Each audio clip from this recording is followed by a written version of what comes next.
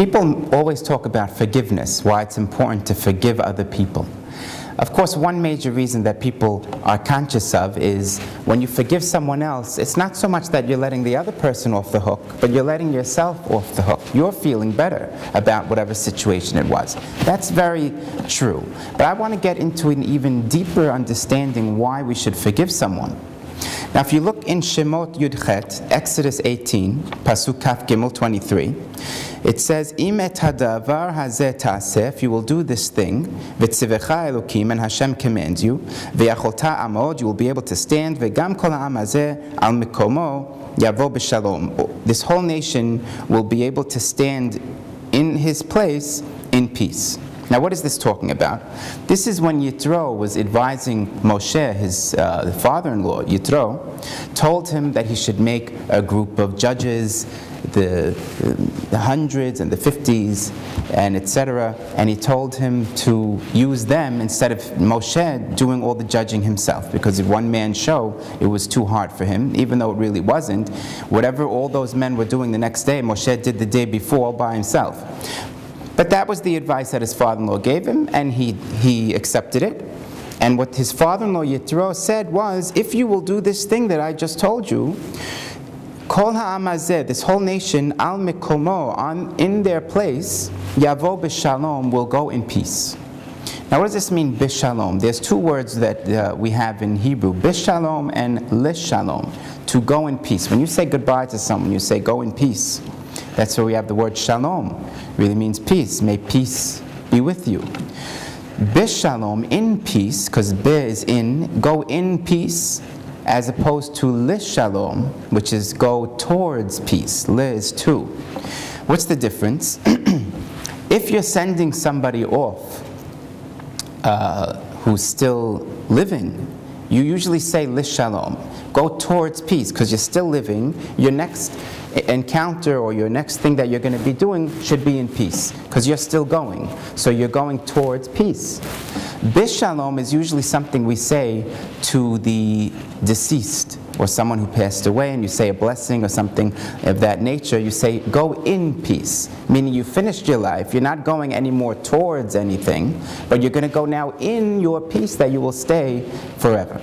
That's what it means.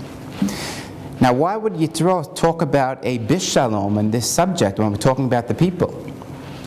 Because he's saying, if you will do this thing where you'll have all the judges in place, and every question that somebody has about somebody else, whether somebody may have stolen something or did something to them in injustice, and they're trying to clear it up through the judges, he's trying to say, because of all this, al mikomo, the way they are now, in their place, as they are now, they will go bishalom at the end of their life. Meaning they'll go in peace, and they won't have to, and here's the thing now to understand, they won't have to come back in a gilgul, a reincarnation, because they might have to give money back to somebody that they stole. You know, when a person takes even a penny from somebody, there's many stories that has been brought down, that a person who owed someone a few cents had to come back again and pay that money in some way to that person. Everything is just. That's why it's a commandment, you shall not steal. Not just because it's not nice, but because it's going to affect you. It hurts you because you have to come and pay it back.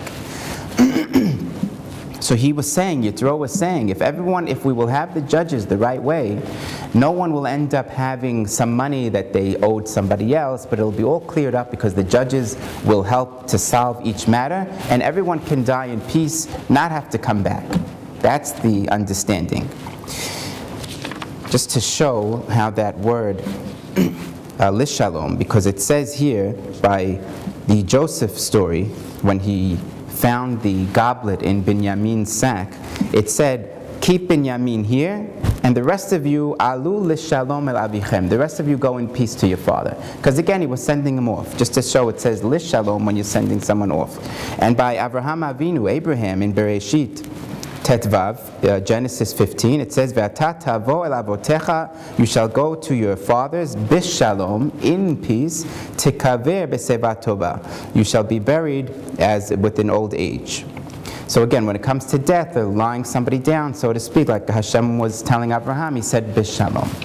Okay? Now there's a very interesting story of the Chofetz Chaim, who was a very big rabbi, and he wrote many books, Shema Talashon and Mishnah Berurah, different commentaries. There was a story where there was somebody who came and stole, I think it was a watch of his, in his house.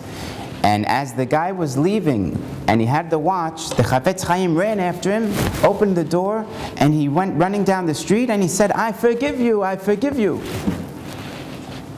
Now what does that mean? People really don't know how to understand that story, but the most common way that people do explain it is that, he wanted to forgive him so he wouldn't have a sin on his conscience, this guy, because he loved everybody, the Chofetz Chaim, and he didn't want this person to have this sin on him, so he forgave him, because the only way he's going to be absolved is if he asks the rabbi for forgiveness.